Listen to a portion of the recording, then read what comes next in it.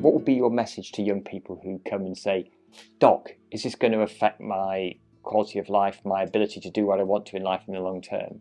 I would absolutely hope not. I mean, Graves' disease, like we were talking about before, it can present challenges, but looking to the longer term future, out with that initial period of uncertainty, there shouldn't be anything that anybody is stopped from doing by having a thyroid disease, whether it's an underactive or an overactive thyroid. So really good news, I suppose. Yeah, I think so. Really good news. That's really every reason to be positive and upbeat.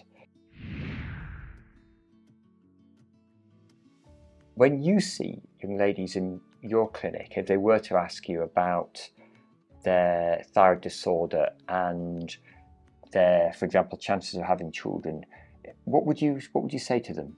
I'd be able to be, very optimistic. There is no reason why they can't have children, and actually, I specifically mention the importance of getting the thyroid levels checked if they do become pregnant, which obviously, because this is a frequent occurrence. So no, I mean, I would say there is no reason why they should have any problems. Obviously, if, for example, they have Graves' disease and they're, having a relapse and, they're struggling with their thyroid function, then that's possibly going to make them slightly less likely at that point. But, a well-controlled thyroid condition shouldn't have any impact on fertility per se.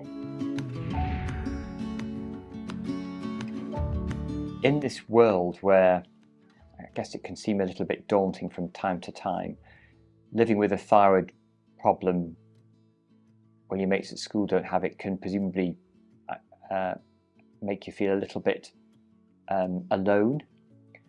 And so if somebody came to you and said, I want to touch base with people who've been through what I've been through, who know about thyroid problems, then would you have any tips at all? I think this is about the only time where I'd say, social media has advantages.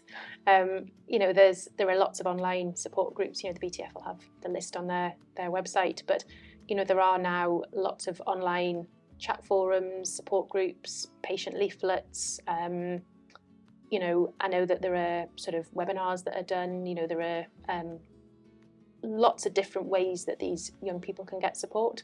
I know that some of these sort of prolific vloggers do things on TikTok. There are many ways that people can get information. The one thing I would say is I think it can be quite easy to go down a sort of a path that's not necessarily very helpful for these young people. Looking at sort of, for example, faddy diets and slightly strange, way out ideas. So I would tend to steer towards the reputable support forums and social media groups and things. How do you know whether something's reputable or not then?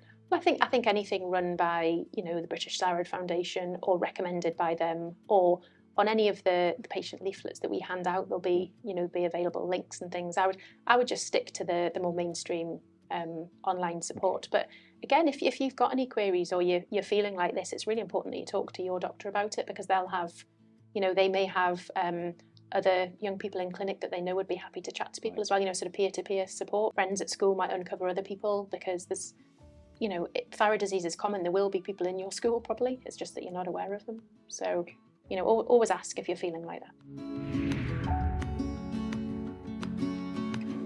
Do you think there is a thyroid diet? Is there something we have to be really careful about? I mean, if you look online, I'm sure you'll find people willing to take your money to suggest specific thyroid diets. But I always just advocate, just eating a sensible, healthy, balanced diet. Making sure your vitamin D levels are normal, and that's the sort of thing we check in clinic anyway. But getting plenty of healthy food, sleep, sensible amount of exercise, everything in moderation. Don't you agree? But there is this question about iodine, isn't there? And, yeah. And true. where do you?